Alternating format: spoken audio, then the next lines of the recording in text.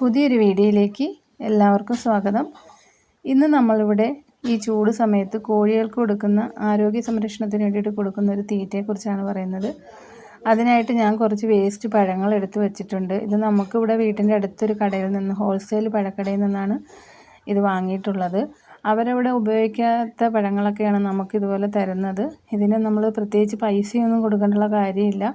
നമുക്ക് ഇതുപോലെ എന്തെങ്കിലും മറ്റ് സാധനങ്ങൾ എന്തെങ്കിലുമൊക്കെ കടയിൽ നിന്ന് വാങ്ങിയാൽ മതി. അപ്പോൾ നമ്മളത് വാങ്ങാൻ ചെല്ലുമ്പോൾ ഇതുപോലെ വേസ്റ്റ് പഴങ്ങളൊക്കെ ഉണ്ടെങ്കിൽ ചോദിച്ചാൽ നമുക്ക് തരും. അപ്പോൾ അത് കൊണ്ടുവന്നിട്ട് നമുക്കിതുപോലെ തന്നെ കോഴികൾക്ക് കൊടുക്കാവുന്നതാണ്. ഇപ്പോൾ ഈ ചൂട് സമയത്ത് ഉറപ്പായിട്ടും നമുക്ക് ഇതുപോലൊരു തീറ്റ കൊടുക്കുന്നത് നല്ലൊരു കാര്യം കൂടിയാണ്. മിക്കുള്ള കടകളിലും മിക്കുള്ള ആളുകൾക്കും ഇതുപോലെയൊക്കെ കിട്ടും. എല്ലാ ഹോൾസെയിൽ കടകളിലും ഇതുപോലെയൊക്കെ ബാക്കി വരുന്ന പഴങ്ങളൊക്കെ കാണും. അപ്പോൾ അത് പഴങ്ങൾ മാത്രമല്ല, അതുപോലെ തക്കാളി, അതുപോലെ പച്ചക്കറിയുടെ വേസ്റ്റ് ആയാലും എന്തായാലും നമുക്ക് കൊടുക്കാൻ പറ്റും. ഇപ്പോൾ ഈ ചൂട് അത്രയ്ക്ക് ചൂടാണിപ്പോഴും.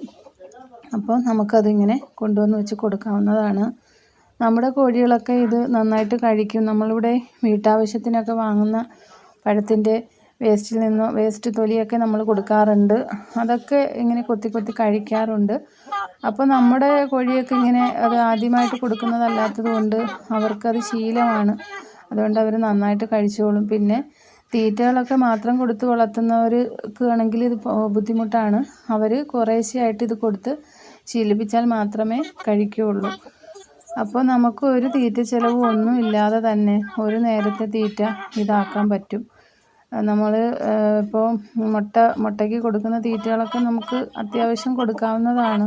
ഒരു ദിവസം ഒരു നേരമോ അല്ലെങ്കിൽ 2 നേരമൊക്കെ ചെറിയ രീതിയിലൊക്കെ കൊടുക്കാവുന്നതാണ്. അല്ലാത്ത സമയത്തൊക്കെ നമുക്ക് ഇതുപോലുള്ള എന്താണ് തീറ്റകൾ കിട്ടുന്ന നാടൻ തീറ്റകൾ, അത് നമ്മൾ ഉറപ്പായിട്ടും ഉൾപ്പെടുത്തണം.